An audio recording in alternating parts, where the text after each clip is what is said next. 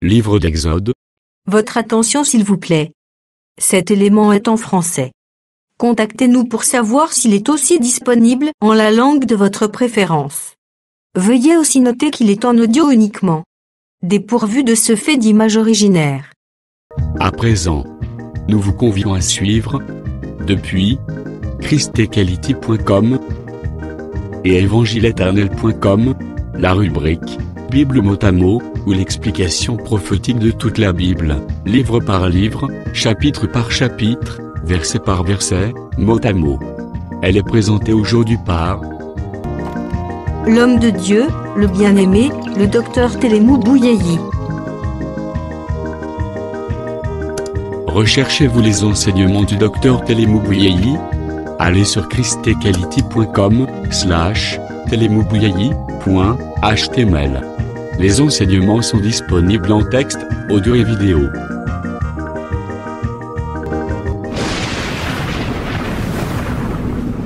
Bonne édification au nom de notre commun Seigneur et Dieu Jésus-Christ. Amen.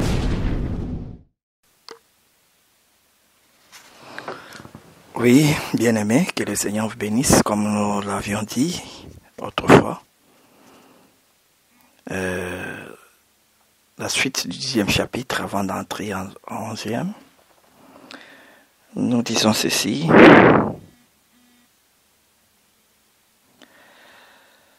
Que les ténèbres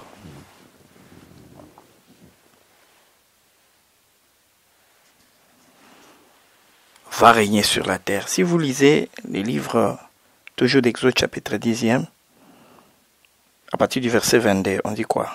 Nous lisons même à partir du verset 21. L'Éternel dit à Moïse, étends ta main vers le ciel et qu'il y ait des ténèbres sur le pays d'Égypte et que l'on puisse les toucher. Moïse étendit sa main vers le ciel et il y eut d'épaisses ténèbres dans tout le pays d'Égypte pendant 3 jours.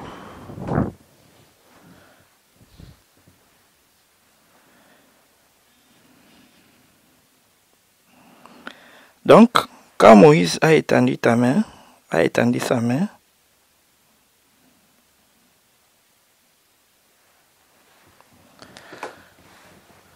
il y a eu les ténèbres. Les ténèbres de 3 jours, c'est quoi au juste?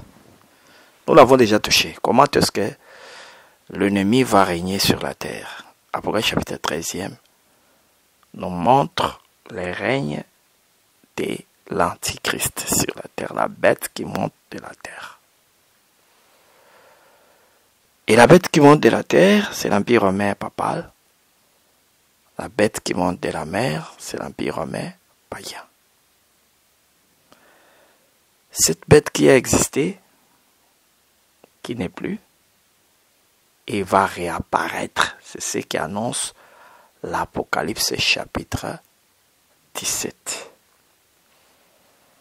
Là-bas, on nous montre comment est-ce que cette bête, ces royaumes qui avaient dominé le monde durant plusieurs siècles,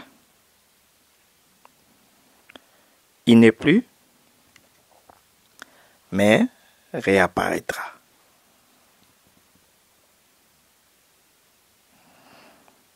Et prendra le contrôle de la terre. Il dominera le monde entier. Il va régner sur toute la terre pendant 3 ans et demi ou 42 mois.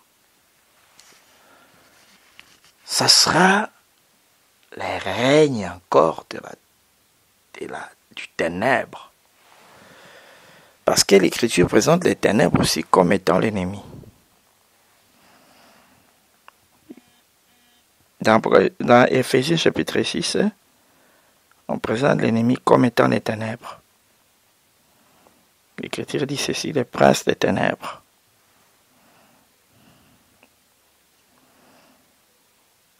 Dans Éphésiens,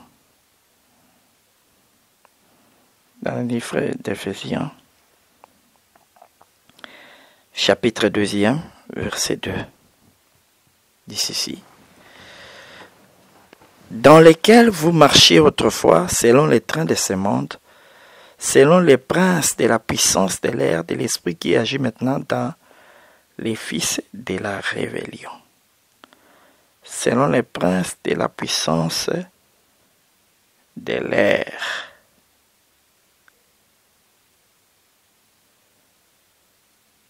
Donc, on les présente comme les princes de la puissance de l'air. On les présente aussi comme étant la puissance des ténèbres. C'est ce que Jean dit dans le livre de 1 Jean.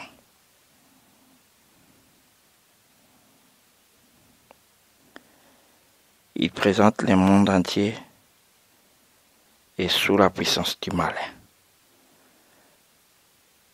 1 Jean chapitre 5 verset 19. Nous savons que nous sommes des dieux et que le monde entier est sous la puissance du malin.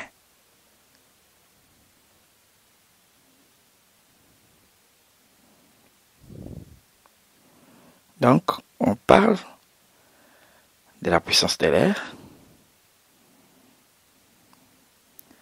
de la puissance du malin, bien la puissance des ténèbres. Je vous donnerai clairement l'écriture qui parle de la puissance. Je suis dans Éphésiens chapitre 6, verset 12. Car nous n'avons pas à lutter contre la chair et le sang, mais contre les dominations, contre les autorités, contre les princes de ce monde de ténèbres, contre les esprits méchants dans les lieux célestes. Contre les princes, il y en a plusieurs de ce monde des ténèbres. Donc, on présente les princes des ténèbres, les ténèbres à son prince, à son roi. C'est ainsi que le Seigneur montre que il y aura un temps où les ténèbres vont régner avant la destruction de Pharaon. Premièrement de son premier-né, qui est les prémices de sa vigueur. Ensuite, l'effacement total aussi des pharaons. Nous sommes toujours au 10e chapitre d'Exode comme ombre. Mais avant cela, Dieu avait envoyé le vent d'Orient qui a amené les sauterelles, nous l'avons déjà expliqué. Et pour enlever tous ces sauterelles, il a envoyé le vent d'Occident. Le vent d'Occident, c'est sa main. Comme il présente, il parle des cornes qui ont dispersé Israël. Je suis dans Zacharie chapitre 1er. Et après, il parle des 4 forgerons qui vont abattre ces cornes. En réalité, ce sont des êtres vivants qui vont chasser, ou bien qui vont faire écouler ces sauterelles. C'est sa main puissante, présentée comme les vents d'Occident. Dans Zacharie 1er, il présente ça comme les 4 cornes qui vont abattre les cornes des nations. Dans le chapitre 2, il présente ça comme la pierre qui sort sans les secours d'aucune main. Et lui-même comme étant cette pierre pesante qui vient écrouler le 4e, la statue dans ses pieds, dans sa 4e partie. C'est-à-dire mettre fin à la domination de Rome. L'anéantir totalement. Donc pour montrer que les vents qui a amené les sauterelles, il y aura un autre vent qui va les anéantir. Ces vents-là, ce sera la présence du Seigneur lui-même. Il viendra les anéantir Premièrement par l'Armageddon. Là, il viendrait mettre fin au règne de la bête. Il viendra comme le vent d'Occident. Voilà pourquoi, quand le vent d'Occident vient, il a enlevé toutes les sauterelles. Mais il les a mis dans la mer Rouge, dans les abîmes. Il les a enchaînés dans les abîmes. Alléluia. C'est ainsi quand le Seigneur viendra abattre l'Antichrist. Il détruira la bête et les faux prophètes. Mais il prendra l'ennemi, le diable lui-même, il les mettra dans l'abîme. Il les mettra dans l'abîme. En attendant sa destruction finale. C'est ainsi, nous disons ceci, que c'est un œuvre-là de 3 jours parler du règne de l'Antichrist sur toute la terre pendant 3 ans.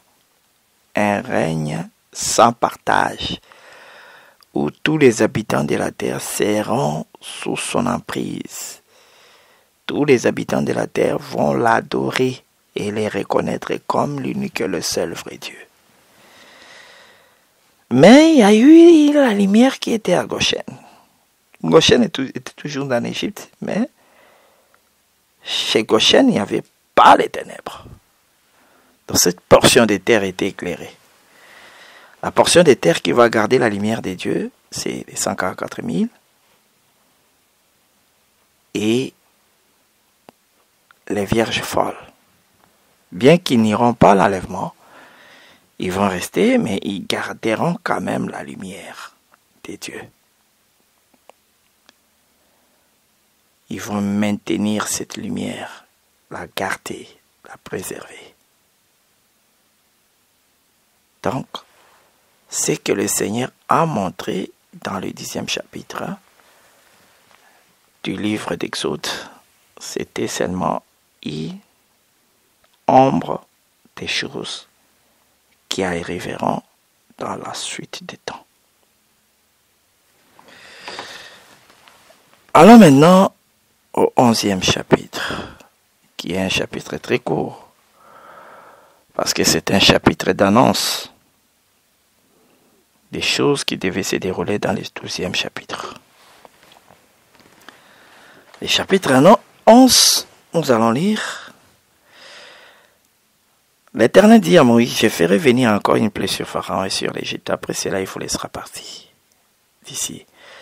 Lorsqu'il vous laissera tout à fait aller, il vous chassera même d'ici. Parle au peuple pour que chacun demande à son voisin, chacune à sa voisine des vases d'argent et des vases d'or. L'Éternel fit trouver grâce au peuple aux yeux des Égyptiens. Moïse lui-même était très considéré dans le pays d'Égypte, aux yeux des serviteurs de Pharaon et aux yeux du peuple. Moïse dit ainsi, parle l'Éternel, vers le milieu de la nuit, je passerai au travers de l'Égypte. Et tous les premiers-nés mourront dans le pays d'Égypte, depuis les premiers-nés de Pharaon assis sur son trône, jusqu'au premier-né de la servante qui est derrière la mêle, jusqu'à tous les premiers-nés des animaux. Il y aura dans tous les pays d'Égypte des grands cris, tels qu'il n'y en a point eu et qu'il n'y en aura plus de semblables. Mais parmi tous les enfants d'Israël, depuis les hommes jusqu'aux animaux, pas même un chien ne remuera sa langue, afin que vous sachiez quelle différence l'Éternel fait entre l'Égypte et Israël. Alors, tous tes serviteurs que voici descendront vers moi et se prosterneront devant moi, en disant, sors, toi et tous les peuples qui s'attachent à tes pas. Après cela, je sortirai. Moïse sortit de chez Pharaon dans une ardente colère. L'Éternel dit à Moïse, Pharaon ne vous écoutera point, afin que mes miracles se multiplient dans les pays d'Égypte. Moïse et Aaron fit tous ces miracles devant Pharaon, et Pharaon ne laissa point aller les enfants d'Israël hors d'Égypte.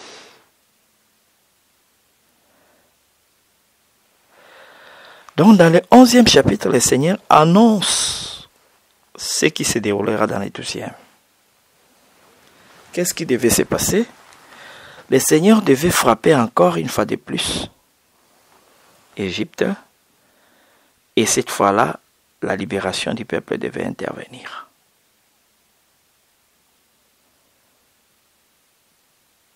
Et il dit, parle au peuple que chacun demande à son voisin, à chacune, à sa voisine, des vases d'argent et des vases d'or. Donc les peuples devaient sortir avec des vases d'argent qui parlent de la rédemption et des vases d'or qui parlent de la gloire et de la divinité.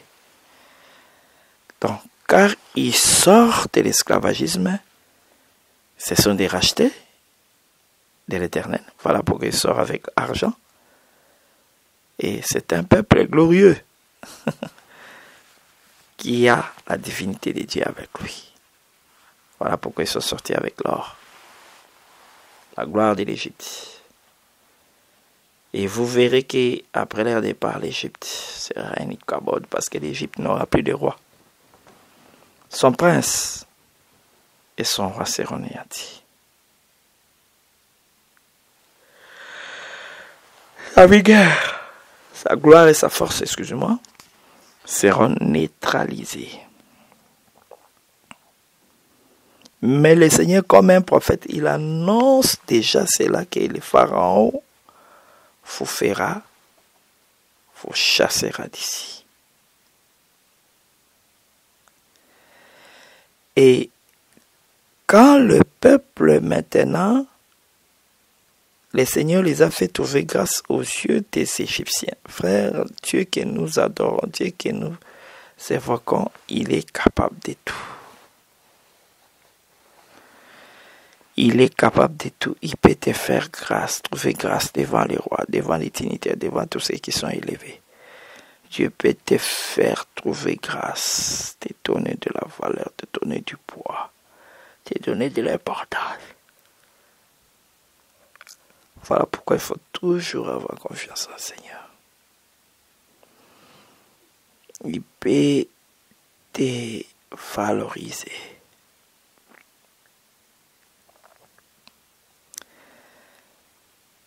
Et il annonce à Moïse ceci: vers le milieu de la nuit, je passerai au travers de l'Égypte.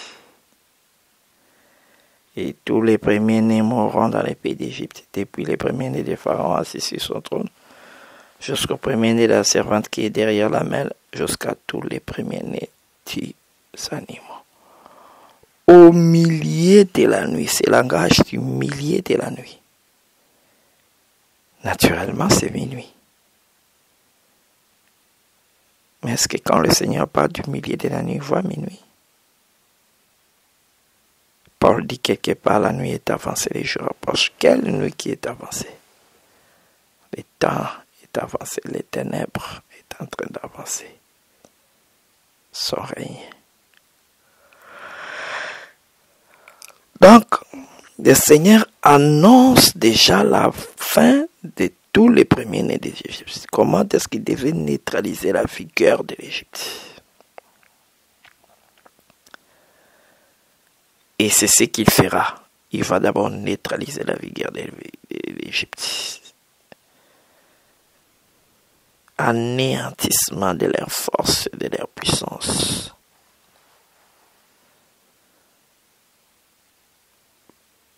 Parce que cet enfant, ce prince de Pharaon était déjà chef de l'armée. Donc, c'est ce que le Seigneur fera dans les deux temps. La bête sera comme un prince, c'est le prince de ténèbres. Le roi qui va régner. Mais la première étape, la première des choses, ça sera son anéantissement. Parce que son anéantissement libérera le peuple. Donc le peuple ne peut pas être libéré aussi longtemps que la bête n'est pas neutralisé le prince de ce monde, le premier-né. Voilà pourquoi le premier-né doit d'abord, premièrement, être neutralisé. Quand il sera neutralisé, c'est alors que le peuple sera totalement libéré. Voilà pourquoi pour nous, l'Église, nous avons été libérés à partir de l'anéantissement de la tête du serpent à la croix. Le serpent a été écrasé sa tête qui est sa force était anéantie.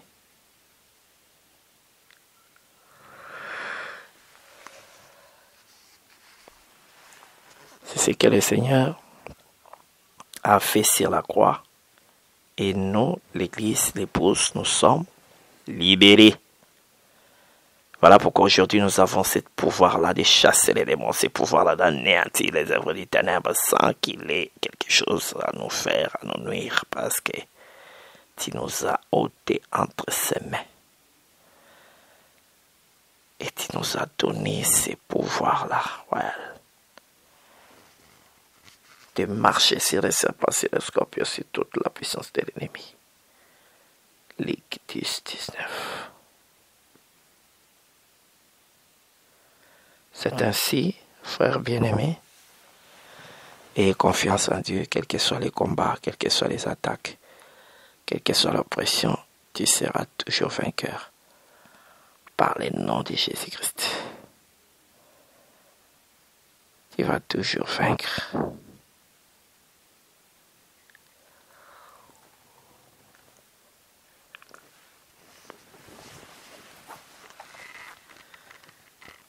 Et le Seigneur continue à dire ceci.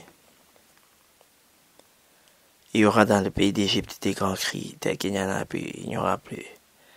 Mais parmi tous les enfants d'Israël, jusqu'au même un chien, personne ne régnera. Donc, quand il va écraser, et voilà pourquoi il dit dans Malachie 4, vous sortirez et vous sauterez comme des veaux dans une étable, car l'ennemi sera comme du chaume. Du côté d'Israël, ils seront dans la joie.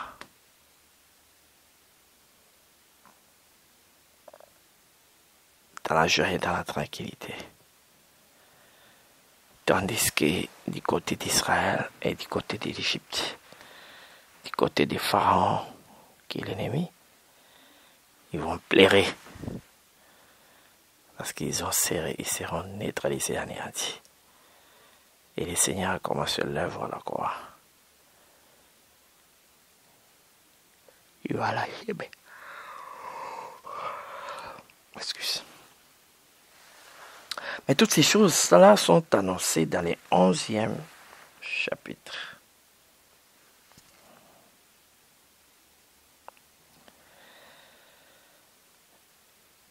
Et l'Éternel ajoute que le Pharaon ne vous écoutera pas, afin que les miracles soient multipliés. Donc, toutes ces choses-là sont annoncées dans les 11e chapitre, la fin du règne de l'Antichrist et la récupération de la domination par le Seigneur lui-même.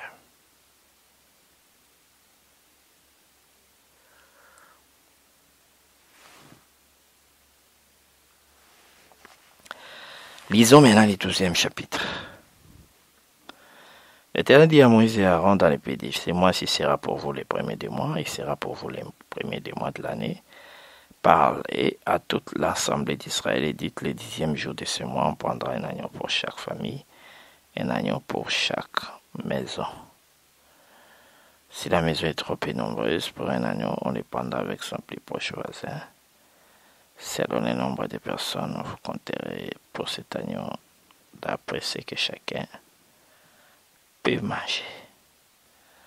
Ce sera un agneau sans défaut, mâle âgé d'un an. Vous pourrez prendre un agneau ou un chèvre. Vous les garderez jusqu'au 14e jour de ce mois et tout l'ensemble d'Israël immolera entre les deux soirs.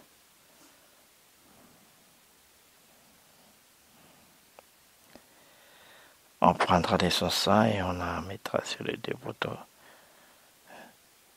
et sur les lintons de la porte des maisons où on la mangera. C'est ce que nous allons essayer de développer par la grâce du Seigneur prochainement.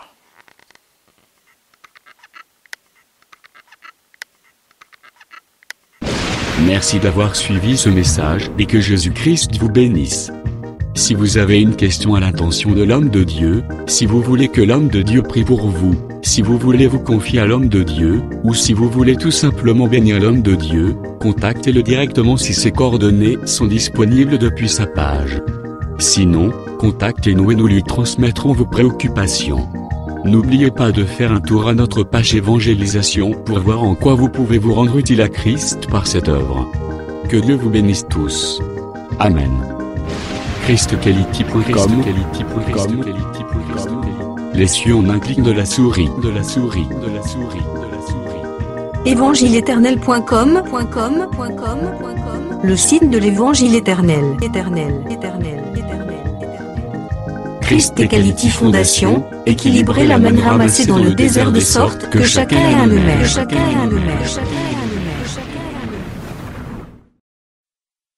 Pourquoi perdre son temps à courir après ce que la Bible a déjà identifié comme des fausses religions, des fausses églises, des fausses doctrines, des faux enseignements, des faux prophètes, et des faux apôtres?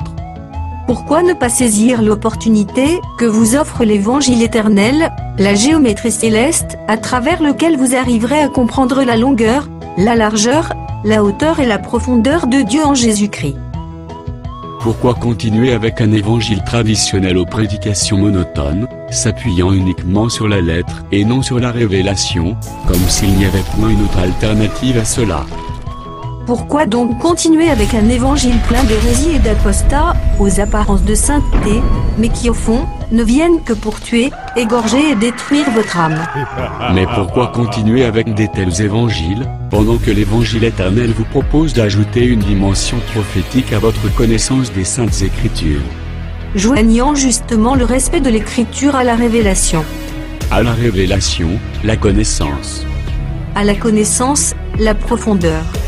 À la profondeur, la précision. À la précision, l'exactitude. À l'exactitude, la clarté.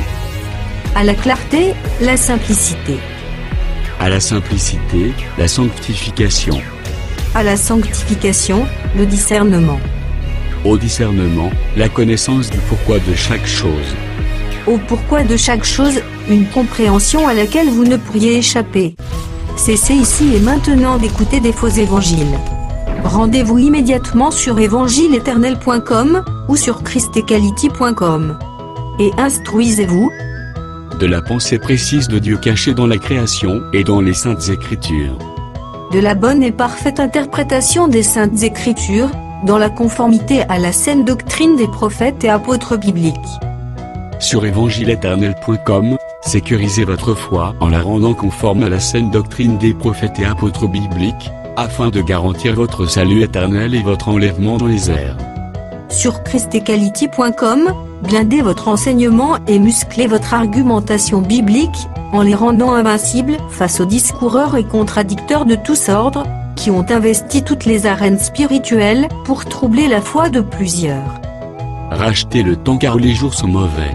Rendez-vous sur évangile-éternel.com ou sur christequality.com. Faites-le maintenant. N'oubliez pas de nous motiver davantage en souscrivant à l'une de nos chaînes YouTube correspondant à votre version linguistique.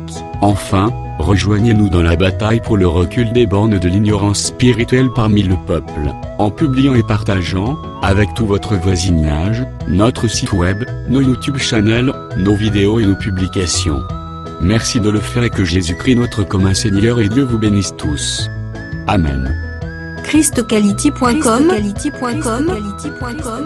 Les cieux sont à la portée de votre main, juste par un simple clic de la souris.